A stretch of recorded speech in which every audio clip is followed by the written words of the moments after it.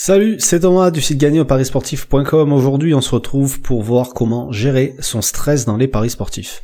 Alors, le stress, c'est la maladie du siècle, tu l'as déjà sûrement entendu, les burn-out, les dépressions, les patati patata, enfin voilà. Et je voulais en parler parce que les paris sportifs, ça fait pas exception. Enfin, les parieurs ne font pas exception et en même temps, c'est normal parce que on va miser de l'argent sur des événements où tout peut arriver.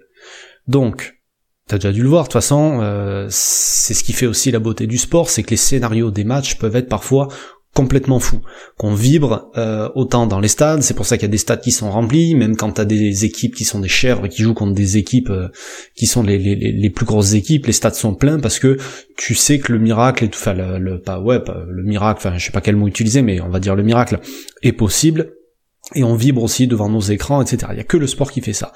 Et c'est d'ailleurs, certainement, ce qui t'a fait te tourner à un moment donné vers les paris sportifs, penser que, avec ce que tu connaissais du sport, tu pouvais gagner de l'argent facilement.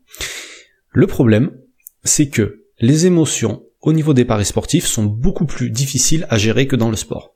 Que ça soit avant, pendant et après les matchs. Pourquoi ? Parce que, quand on aime le sport, tu vas en parler, tu vas réagir avec plus ou moins de passion, avec les gens, tu sais, avec tes collègues, avant, après les matchs, des fois pendant que tu regardes le match, etc., tu vas vibrer, tu vas être en colère, tu vas te régaler devant un beau match, tu vas te faire chier devant un match pourri, mais bon, au bout d'un moment, voilà, le match il est terminé, tu passes à autre chose.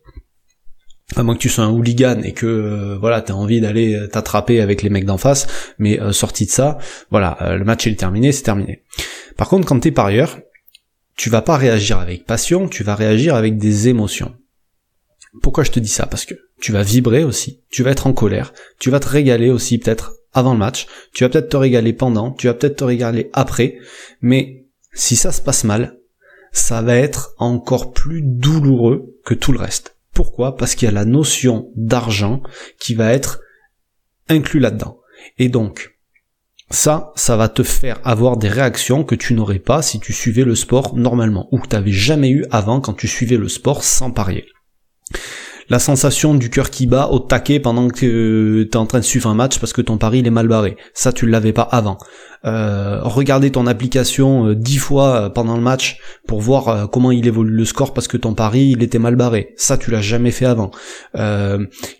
Être complètement déconnecté d'une discussion, d'une soirée, d'une sortie, d'un machin parce que t'as un pari qui est en train de mal se passer. Ça, tu l'as jamais eu avant.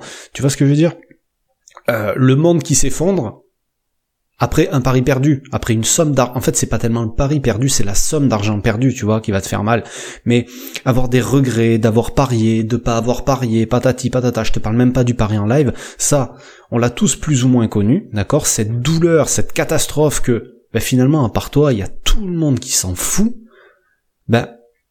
ce truc-là, il est même pas compensé par les paris gagnants, parce que c'est 10 fois plus douloureux un pari perdant qu'un pari gagnant. Donc, c'est un vrai problème, d'accord ? Et c'est un problème parce que quand on vit les choses comme ça, c'est qu'on se concentre sur les émotions à court terme. Et ça peut entraîner des mauvaises réactions et ça peut entraîner des mauvaises décisions. Les mauvaises réactions, c'est que tu peux être de mauvaise humeur, par exemple. C'est que tu peux envoyer chier quelqu'un. C'est que tu peux être complètement absent. C'est que tu peux être dégoûté. C'est que tu peux être, voilà. Toutes les réactions liées au stress, liées, voilà. Et les mauvaises décisions, ça peut être de vouloir te refaire, par exemple. Ça peut être de miser, enfin ouais, en général c'est ça la mauvaise décision, ou d'essayer de compenser avec un autre pari, etc., etc. Voilà. Et ça arrive parce que tu doutes, parce que t'as pas confiance, parce que t'as peur de perdre, parce que t'es en panique en fait, que tu stresses beaucoup trop. Et la bonne nouvelle, c'est que toutes ces sensations, on peut arriver à les maîtriser. Alors, on peut arriver à les maîtriser complètement et on peut arriver aussi à diminuer l'effet qu'elles ont sur nous. Surtout quand tu connais les mécanismes psychologiques qui vont se cacher derrière la prise de décision, parce que finalement tout ce stress il est engendré par des décisions que tu vas apprendre. Faire un pari, c'est une décision que tu auras pris. Donc tout ce stress-là, quand tu vas faire une analyse de match, est-ce que je parie pas, là t'es en attente de prendre une décision. Si tu prends pas la décision et que finalement tu fais pas de pari et que tu le regrettes, ça sera un problème de prise de décision, et si c'est l'inverse, enfin bref, t'as compris. Après, tu peux les maîtriser quand tu connais les pièges dans lesquels on tombe quand il s'agit de prendre des décisions. Comme je te disais, la décision c'est un processus, d'accord ? Il y a plusieurs étapes, et quand tu comprends les pièges qu'il y a au fur et à mesure de toutes ces étapes, ça devient beaucoup plus facile de prendre de meilleures décisions. Et tu peux arriver à maîtriser toutes ces sensations aussi quand tu t'es forgé un mental suffisamment solide pour pouvoir traverser justement toutes ces phases et que ça t'atteigne même plus.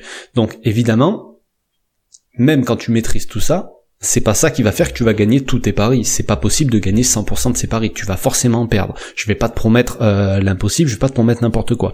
Mais le but, c'est que maîtriser ces émotions, ça puisse te permettre de mieux vivre tes paris sportifs, d'être beaucoup plus serein dans tes paris sportifs. Et tout ça, ça s'apprend, et c'est ce que je te montre dans la formation comment faire les bons choix et prendre de meilleures décisions dans ces paris sportifs dont je te parle depuis le début de la semaine. Et tout ça, tu peux y accéder jusqu'à dimanche 10 mars, 23h, à un tarif préférentiel. Voilà, spécial lancement 2019, je le précise, s'il y a besoin de le préciser.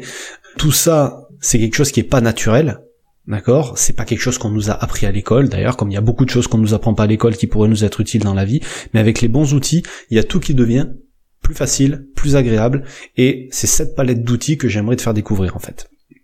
Donc dès demain, on va reparler de gestion du risque, parce qu'il y a une gestion du risque de laquelle il faut tenir compte dans les paris sportifs, et voilà pour aujourd'hui. Je te mets le lien juste en dessous de la formation, tu auras tout le détail voilà, de tout ce que tu vas y retrouver, et puis si tu as des questions évidemment tu m'envoies un petit mail, et on se retrouve demain pour reparler de tout ça. Bonne journée, salut.